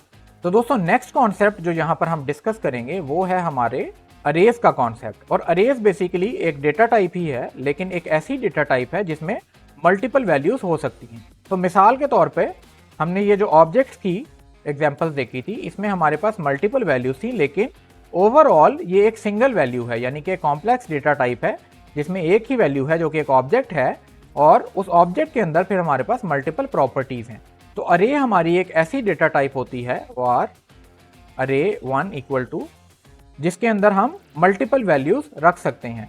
तो यहाँ पर अरे बनाने के लिए हम दो स्क्वायर ब्रैकेट्स ओपन और क्लोज करेंगे और ये हमारी अरे का सिंटैक्स है। इसके अंदर हम मल्टीपल वैल्यूज रख सकते हैं और ये वैल्यूज किसी भी टाइप की हो सकती हैं। मिसाल के तौर पर मैं यहाँ पर कुछ टेक्स्ट लिख सकता हूँ, यहाँ पर कुछ नंबर्स दे सकता हूँ, कुछ और टेक्स्ट लिख सकता हूँ, यहाँ पर एक ऑब्जेक्ट क्रिएट कर सकता हूँ और फर्दर वेरिएबल्स को भी रेफरेंस कर सकता हूँ। जैसे कि मैं यहाँ पर कैट लिख देता हूँ और अपने ये जो पोस्ट 3 का वेरिएबल है इसे भी यहाँ पर डाल सकता हूँ।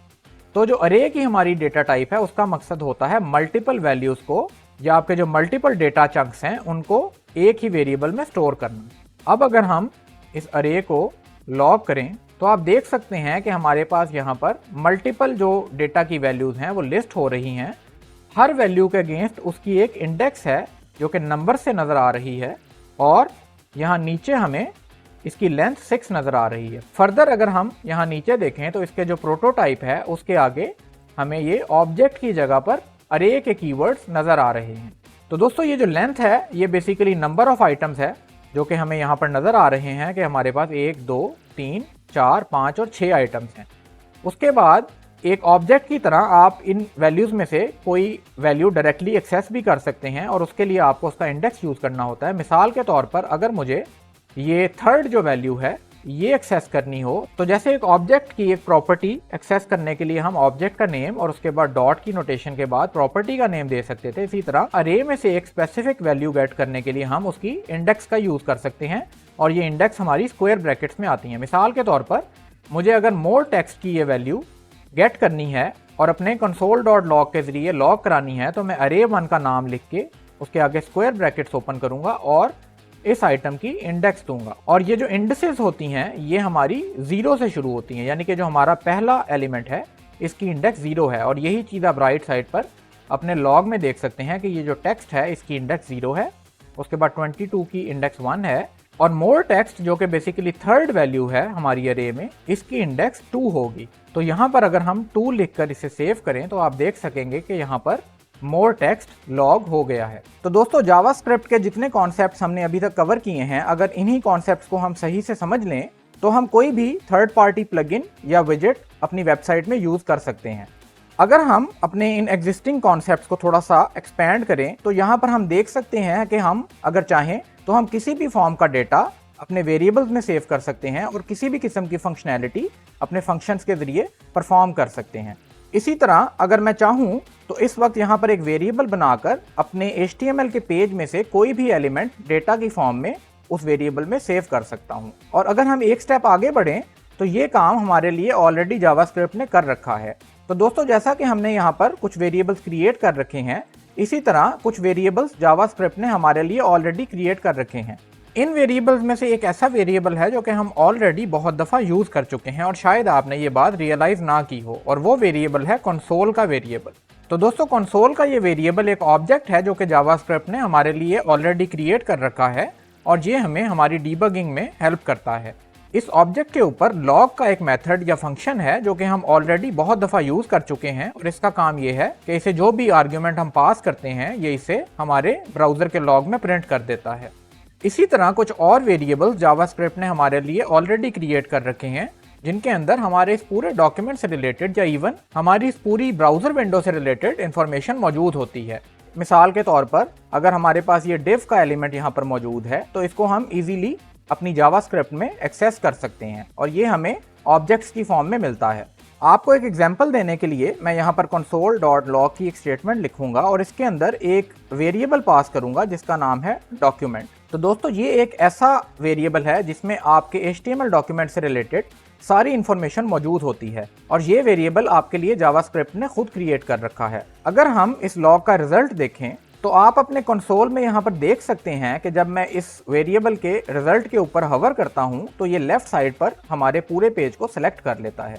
इसका मतलब कि ये जो वेरिएबल का रिजल्ट है या इसके अंदर जो डेटा है वो हमारा पूरे का पूरा डॉक्यूमेंट है। हम अगर इसको ओपन करके यहाँ से देखें तो आप देख सकेंगे कि यहाँ पर हमारे HTML के तमाम एलिमेंट्स मौजूद हैं।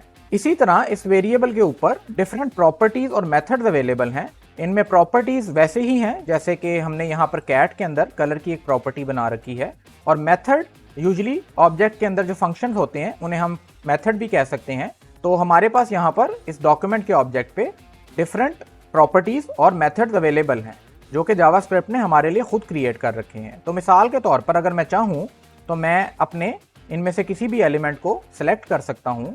इस काम के डिफरेंट तरीके हो सकते हैं और डिफरेंट मेथड्स या फंक्शंस हमारे पास इस डॉक्यूमेंट के ऑब्जेक्ट पर मौजूद हैं, लेकिन यहाँ पर हम सबसे सिंपल मेथड यूज़ करेंगे और मैं सबसे पहले अपनी HTML में जाऊँगा और यहाँ पर इस div को एक ID दे देता हूँ। इस ID की वैल्यू हम फिलहाल div1 रख देते हैं और वापस चलते हैं अपने स्क्रिप्ट की तरफ। यहाँ पर हमारा जो डॉक्यूमेंट का ऑब्जेक्ट है, जैसे कि मैंने बताया, इसके ऊपर डिफरेंट प्रॉपर्टीज और मेथड अवेलेबल होते हैं। इनमें से एक फंक्शन है गेट एलिमेंट बाय ID। अगर मैं ये फंक्शन कॉल करूं तो ये फंक्शन, जैसे कि हमने अपना सम का फंक्शन बनाया था, ये फंक्शन एक वैल्यू मांगेगा जो हम इसे एज आर्गुमेंट पास करेंगे और ये वैल्यू होगी ID की। और जैसे कि मैंने बताया था कि जो टेक्स्ट वैल्यूज़ हैं वो हम जावास्क्रिप्ट में स्ट्रिंग की फॉर्म में लिखते हैं, तो हम यहाँ पर एक स्ट्रिंग क्रिएट करेंगे और उसके अंदर अपने div1 की ID पास करेंगे। इस पेज को सेव करने पर आप देख सकते हैं कि हमारे पास राइट साइड पर जो चीज़ लॉग हुई है वो हमारी एक्चुअल div है। अगर मैं इस div को यहाँ पर एक्सपेंड करूं तो आप देख सकते हैं कि ये एक ऑब्जेक्ट है जिसके ऊपर बहुत सारी प्रॉपर्टीज़ अवेलेबल हैं और ये सारी प्रॉपर्टीज़ इस div से रिलेटेड जो फंक्शनैलिटी हम बाय डिफ़ॉल्ट HTML में अचीव कर सकते हैं, जैसे कि इसके एट्रीब्यूट्स हैं, वो सब चीज़ें यहाँ पर हमारे पास मौजूद हैं। उसके अलावा यहाँ पर हमारे पास काफ़ी सारे फंक्शंस भी अवेलेबल होते हैं जिसके ज़रिए हम इस div को मैनिपुलेट कर सकते हैं। तो मिसाल के तौर पर अगर मैं यहाँ पर देखूँ तो मुझे यहाँ पर इनर टेक्स्ट की एक प्रॉपर्टी में इस div के अंदर जो लिखा हुआ टेक्स्ट है, जो कि हेलो वर्ल्ड का टेक्स्ट है, वो भी यहाँ पर नज़र आ रहा है। तो अगर हमें ये वैल्यू जावास्क्रिप्ट के ज़रिए मैनिपुलेट करनी हो तो हम सिंपली इस प्रॉपर्टी को सेट कर सकते हैं। हम इसकी एक एग्जांपल देख लेते हैं। वापस चलते हैं अपने कोड की तरफ और मैं यहाँ पर एक वेरिएबल क्रिएट कर लेता हूँ div1 का, और इसके अंदर अपने इस रिजल्ट को, जो कि इस फंक्शन का रिजल्ट है, सेव करा लेता हूँ और इस div1 को लॉक कर लेते हैं। अगर हम पेज को सेव करें तो आप देखेंगे कि यहाँ पर ये div जो थी वो हमारे div1 के वेरिएबल में सेव हो चुकी है और यहाँ पर राइट साइड पर हमें नज़र आ रही है। इसके ऊपर हवर करने पर हमें लेफ्ट साइड पर अपना एक्चुअल जो div है वो भी हाईलाइटेड नज़र आ रही है।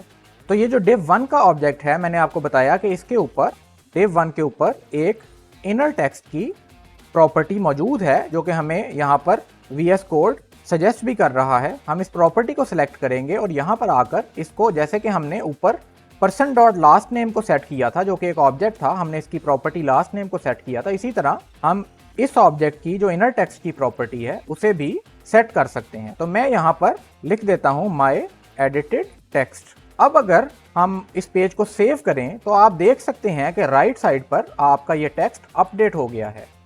तो दोस्तों इस तरीके से हम अपनी जावास्क्रिप्ट में इस डॉक्यूमेंट के ऑब्जेक्ट के जरिए अपने डॉक्यूमेंट का कोई भी हिस्सा मैनिपुलेट कर सकते हैं। फर्दर अगर हम एक स्टेप आगे चलें तो हमारे पास इस div1 के इनर टेक्स्ट की तरह और भी प्रॉपर्टीज और फंक्शन यहाँ पर मिल जाते हैं। तो अगर मैं div1 पे डॉट स्टाइल की एक प्रॉपर्टी को सिलेक्ट करूँ तो यहाँ पर मैं देख सकता हूँ कि हमारे पास अपनी तमाम CSS की प्रॉपर्टीज हमें लिस्ट में नज़र आ रही हैं।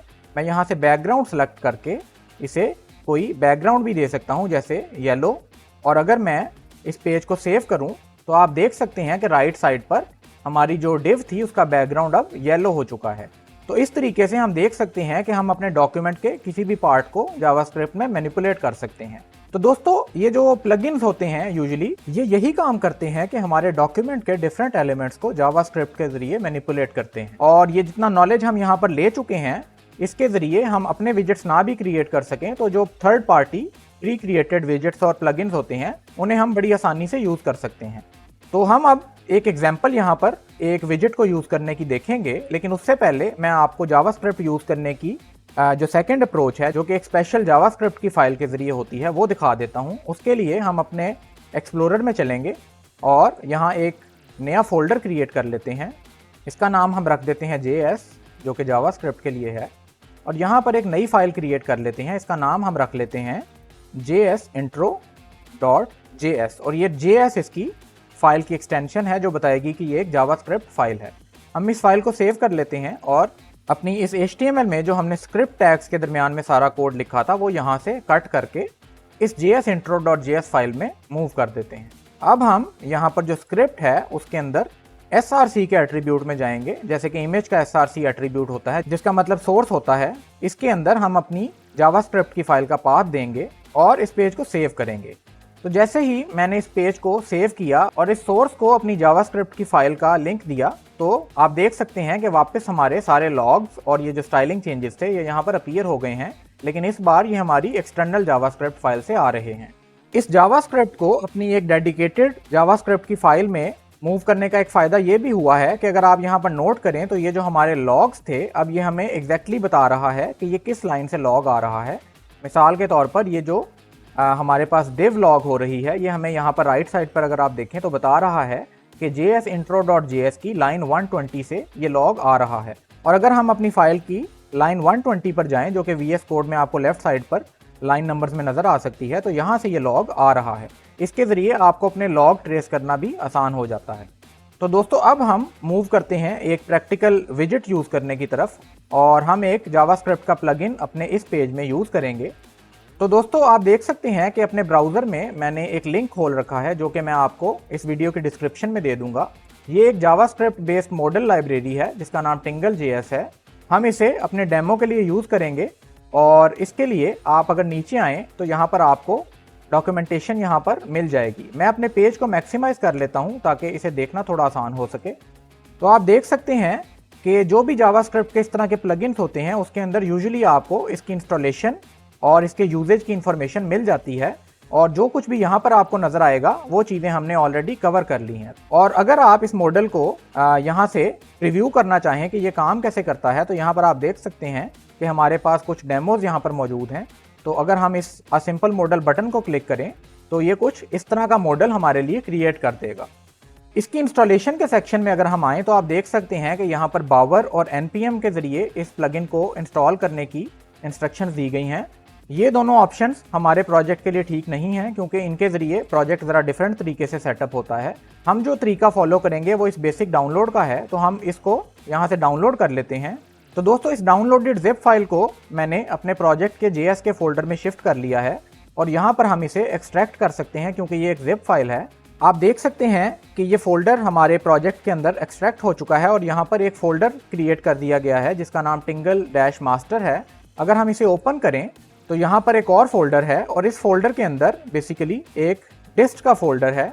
हमें जो फाइल्स रिक्वायर्ड हैं वो ये tingle.min.css की फाइल है और tingle.min.js की फाइल है। तो ये दो वो फाइल्स हैं जो कि बेसिकली हमारे स्क्रिप्ट और स्टाइल शीट्स की फाइल्स हैं। ये फाइल्स हम अपने प्रोजेक्ट में इंक्लूड कराएंगे। तो वापस चलते हैं अपने प्रोजेक्ट की तरफ। आप देख सकते हैं कि प्रोजेक्ट में भी हमें अपने JS के फोल्डर में ये सब कुछ नज़र आ रहा है। तो हम अपनी HTML की फाइल में चलते हैं और यहाँ पर सबसे पहले अपनी स्टाइल शीट को लिंक करेंगे। इसके href में हमारे जो डाउनलोडेड स्टाइल शीट है उसका लिंक होगा। तो यहाँ से हम JS के फोल्डर में tingle-master और इसके अंदर हमारे पास डिस्ट का फोल्डर है। इस डिस्ट के फोल्डर में हमारे पास ये tingle.min.css फाइल है। इसे हम सेलेक्ट कर लेंगे और जैसे कि मैंने बताया था अपने स्क्रिप्ट को हम अपनी बॉडी के एंड पर डालेंगे, लेकिन क्योंकि इस स्क्रिप्ट को हमने अपने स्क्रिप्ट के अंदर इनिशियलाइज कराना है इसलिए हम इसे, जैसे कि हम CSS के केस में करते हैं कि जो थर्ड पार्टी लाइब्रेरीज की फाइल्स हैं हम उन्हें अपनी फाइल से ऊपर रखते हैं। इसी तरह हम इस स्क्रिप्ट फाइल को अपनी एक्चुअल जो स्क्रिप्ट की फाइल है उससे ऊपर प्लेस करेंगे। तो दोस्तों आप देख सकते हैं कि हमने अपनी स्टाइल शीट को, जो कि इस लाइब्रेरी की स्टाइल शीट है, उसको और इस लाइब्रेरी के स्क्रिप्ट को अपने पेज के साथ लिंक कर दिया है। हम इस पेज को सेव कर लेते हैं और वापस चलते हैं इसकी डॉक्यूमेंटेशन की तरफ। तो जैसे कि इन्होंने बताया कि हमें यहाँ पर एक लिंक चाहिए जो कि हमने कर दिया है और फिर एक स्क्रिप्ट चाहिए जिसमें इनका स्क्रिप्ट अटैच होगा। उसके बाद इसके यूजेज की डॉक्यूमेंटेशन यहाँ पर मौजूद है। अगर हम इस यूजेज के कोड को एक दफ़ा थोड़ा सा रिव्यू करें तो इस न्यू के कीवर्ड से आपको पता लग रहा है कि यहाँ पर एक कंस्ट्रक्टर का कोड है। ये एक फंक्शन है जो कि कंस्ट्रक्टर फंक्शन है जो कि इस टिंगल के ऑब्जेक्ट पर मौजूद है। इस कंस्ट्रक्टर फंक्शन में हम, जैसे कि मैंने बताया था, कोई भी वैल्यू एक्सेप्ट कर सकते हैं एज अ वेरिएबल। तो ये जो लाइब्रेरी है ये स्पेसिफिकली एक ऑब्जेक्ट एक्सपेक्ट कर रही है और इस ऑब्जेक्ट में हम इसकी कॉन्फ़िगरेशन को पास करेंगे। तो हम सिंपली ये पूरा कोड यहाँ से कॉपी कर लेते हैं और वापस अपने स्क्रिप्ट में पेस्ट करते हैं। अपने स्क्रिप्ट में जाकर यहाँ पर एंड पे हम इस कोड को पेस्ट कर देते हैं और इसे थोड़ा सा फॉर्मेट कर लेते हैं। उसके बाद अगर हम इस डॉक्यूमेंटेशन को देखें तो इस कंस्ट्रक्टर की वजह से एक ऑब्जेक्ट क्रिएट होगा जो कि हमारे इस मॉडल के वेरिएबल में सेव हो जाएगा। इसको हम कोई भी नाम दे सकते हैं, इन्होंने इसे मॉडल का नाम दिया है। और यहाँ पर हम देख सकते हैं कि इस ऑब्जेक्ट के ऊपर काफ़ी सारे फंक्शंस या मेथड्स मौजूद हैं। तो हम इनमें से इस model.open के फंक्शन को कॉपी करेंगे और वापस चलकर अपने स्क्रिप्ट में पेस्ट करेंगे। तो इस ऑब्जेक्ट के क्रिएट होने के बाद हम नीचे आकर model.open के फंक्शन को कॉल करेंगे। हम पेज को सेव करते हैं और वापस चलते हैं अपने ब्राउजर की तरफ। तो आप देख सकते हैं कि हमारा मॉडल यहाँ पर ओपन हो गया है। अभी आप देख सकते हैं कि ये मॉडल बिल्कुल ब्लैंक है क्योंकि हमने यहाँ पर कोई कंटेंट सेट नहीं किया और इस कंटेंट को सेट करने के लिए भी हमारे पास इस लाइब्रेरी में डिफरेंट किस्म के मेथड्स मौजूद हैं। तो अगर आप यहाँ ऊपर देखें तो हमारे पास इसके कंटेंट को सेट करने के लिए model.setContent का एक मेथड है जिसके अंदर हम कुछ HTML as a string pass कर रहे हैं और यही कंटेंट हमारे मॉडल पर सेट हो जाएगा। हम इसे कॉपी करते हैं और वापस चलते हैं अपने एडिटर की तरफ। तो इस मॉडल के ओपन होने से पहले हम यहाँ ऊपर model.setContent h1 here's some content का ये जो कंटेंट है ये यहाँ पर हम पेस्ट कर देते हैं। और ये जो आपको स्लैश नज़र आ रही है इसे बेसिकली एस्केप करैक्टर कहते हैं और ये इसलिए है क्योंकि यहाँ पर हमने एक सिंगल कोड को यूज़ कर रखा है जबकि हमारी जो स्ट्रिंग है उसके अंदर भी सिंगल कोड्स हैं। तो बेसिकली अगर मैं यहाँ पर सिंगल कोड से अपनी स्ट्रिंग स्टार्ट करूँ तो यहाँ पर आकर जावास्क्रिप्ट समझेगा कि हमारी स्ट्रिंग एंड हो गई है और यहाँ पर बाकी का जो कंटेंट है वहाँ पर हमें एरर नज़र आएगा। इसलिए आप इसे, ये जो बैक स्लैश होती है इसके ज़रिए इसे एस्केप कर सकते हैं और इसके वजह से ये यहाँ पर एरर भी नहीं देगा और ये स्लैश हमें नज़र भी नहीं आएगी। लेकिन इसका बेहतर तरीका ये है कि इसको हम रिमूव करके ये जो सिंगल कोट्स हैं इनकी जगह डबल कोट्स यूज़ कर लें।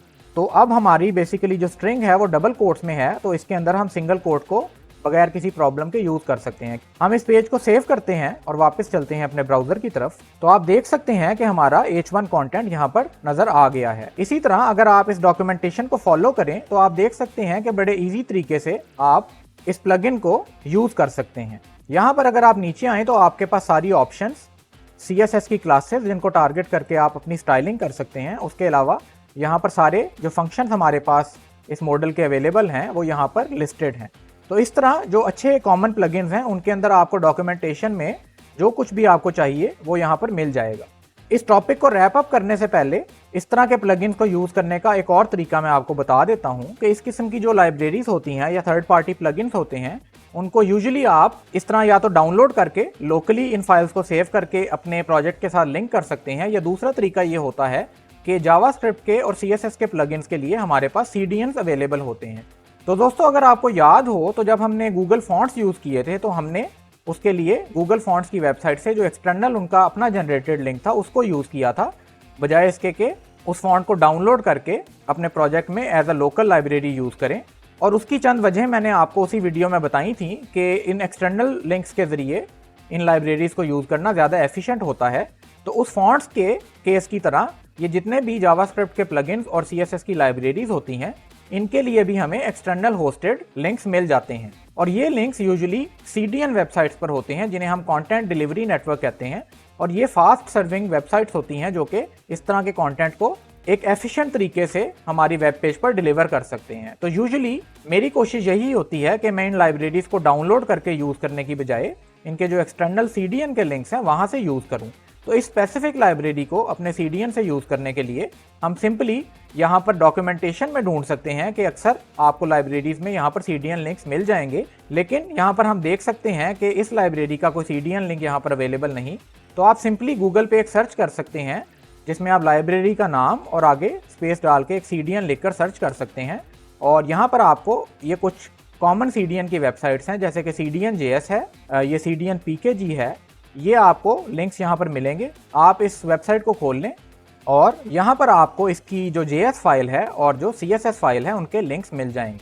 तो हम यहाँ पर इसका सबसे पहले CSS का जो लिंक है ये min.css फाइल का, और ये जो मिन फाइल्स होती हैं यूजुअली ये मिनीफाइड फाइल्स होती हैं। अगर मैं आपको अपने एडिटर में दिखाऊं तो यहाँ पर जो हमने फाइल्स डाउनलोड की थी उसमें ये tingle.css और इसके अगेंस्ट tingle.min.css फाइल है। ये जो मिनीफाइड फाइल है अगर आप इसे खोल कर देखें तो आप देखेंगे कि यहाँ पर एक्स्ट्रा स्पेसेस इन्होंने रिमूव करके इस फाइल को कंप्रेस किया होता है, और ये इस वजह से फाइल साइज में भी थोड़ी छोटी होती हैं और रेंडर होने में भी फास्ट होती हैं। इसलिए आप यूजुअली अगर आपको मिनीफाइड फाइल्स अवेलेबल हों तो आप उन्हीं को यूज़ कीजिए। अगर चाहें तो हम ये .css और .js फाइल्स भी यूज़ कर सकते थे, लेकिन क्योंकि हमें यहाँ पर min.css और min.js फाइल्स अवेलेबल हैं इसलिए हम इन्हीं का यूज़ करेंगे।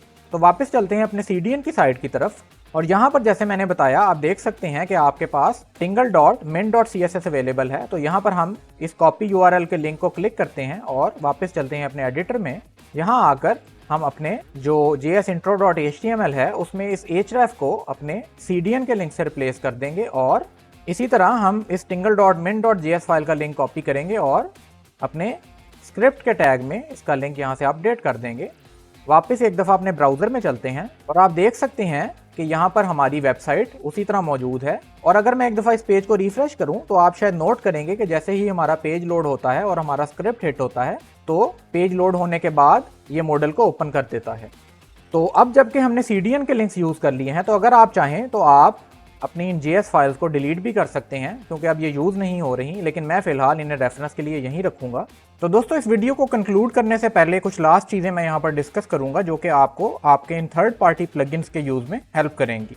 अगर हम अपने ब्राउज़र में देखें तो इस वक्त आप देख सकते हैं कि हमारा ये मॉडल प्लगइन कुछ इस तरह काम कर रहा है कि जैसे ही हम अपने पेज को लोड करते हैं ये मॉडल ओपन हो जाता है। इस तरह के प्लगइन्स को यूजुअली आप अपने यूज़र के इंटरेक्शन के साथ टाई अप करते हैं। मिसाल के तौर पर यहाँ पर कोई बटन हो जिसे क्लिक करने पर यह मॉडल ओपन हो जाए। तो इस तरह के प्लगइन्स को यूज़ करने के लिए जो दो काम आपको अक्सर करने पड़ सकते हैं उनमें से पहला काम हम ऑलरेडी देख चुके हैं, और वो ये कि आपको ये पता होना चाहिए कि आप अपने डॉक्यूमेंट में से किसी एलिमेंट को कैसे एक्सेस कर सकते हैं। इसकी एग्जांपल हम ऑलरेडी देख चुके हैं कि हम अपने HTML एलिमेंट को एक ID दे सकते हैं और फिर अपने स्क्रिप्ट में जाकर document dot gate element by ID के मेथड के जरिए इस एलिमेंट को उसकी आईडी पास करके गेट कर सकते हैं। एक चीज मैं पहले भी मेंशन कर चुका हूं कि गेट एलिमेंट बाय आईडी के अलावा हमारे पास इस डॉक्यूमेंट के ऑब्जेक्ट पर और भी काफी सारे मेथड्स मौजूद हैं जिनके जरिए आप अपने एलिमेंट्स को एक्सेस कर सकते हैं, लेकिन इस ट्यूटोरियल में हमने ये मेथड कवर किया है क्योंकि ये सबसे सिंपल मेथड है। दूसरा काम जो आपको इस तरह के प्लगइन्स यूज करते हुए अक्सर करना पड़ सकता है वो ये कि आपको अपने इन एलिमेंट्स के ऊपर यूजर के इंटरेक्शन को मॉनिटर करना पड़ सकता है। उसकी एग्जांपल हम अभी देख लेते हैं। तो जैसा कि हमने ये डिस्कस किया कि हम अगर चाहें कि हमारा ये मॉडल हमारे पेज के लोड होते ही ओपन ना हो जाए, बल्कि यहाँ पर एक बटन हो जिसको क्लिक करने पर ये मॉडल ओपन हो, तो उसके लिए हम सबसे पहला काम जो करेंगे वो ये कि अपनी HTML में चलकर एक बटन क्रिएट कर लेते हैं। तो हम यहाँ पर इसी डिव को रीनेम करके बटन कर देते हैं और यहाँ पर इसे एक आईडी दे देते हैं। तो हमने इस बटन को टॉगल मॉडल बटन की आईडी दे दी है और इसकी कैप्शन को ओपन मॉडल कर दिया है। हम इस आईडी को कॉपी कर लेते हैं क्योंकि ये हमें अपने स्क्रिप्ट में इस एलिमेंट को एक्सेस करने में हेल्प करेगी। और यहाँ नीचे आकर अपने मॉडल डॉट ओपन से ऊपर हम एक नया वेरिएबल क्रिएट करते हैं। इसका नाम हम अपनी आईडी वाला ही रख देते हैं और यहाँ पर हम document dot gate element by ID का मेथड कॉल करेंगे जिसमें हम अपने इस बटन की आईडी पास करेंगे। जो नेक्स्ट काम हम यहाँ पर करेंगे वो ये कि हम इस एलिमेंट के ऊपर जो कि हमारा बटन होगा कुछ इवेंट्स को लिसन करेंगे। तो दोस्तों, जब भी आपके ब्राउजर में आपके पेज पर आपका यूजर आपके एलिमेंट्स के साथ इंटरेक्ट करता है तो वो इंटरेक्शन जावास्क्रिप्ट में इवेंट्स की फॉर्म में रजिस्टर होता है और इन इवेंट्स को आप अपनी जावास्क्रिप्ट में लिसन कर सकते हैं। तो मिसाल के तौर पर हम अपने इस बटन के ऊपर एक मेथड कॉल कर सकते हैं जो कि ऐड इवेंट लिसनर का मेथड है और इसके अंदर हमारे कुछ आर्गुमेंट्स जाएंगे। इसमें से जो पहला आर्गुमेंट है वो हमारे इवेंट की टाइप होता है। यहाँ पर आप देख सकते हैं कि VS कोड हमारी कुछ हेल्प कर रहा है और हमें यहाँ पर बता रहा है कि हमारे पास यहाँ पर बहुत सारे इवेंट्स मौजूद हैं।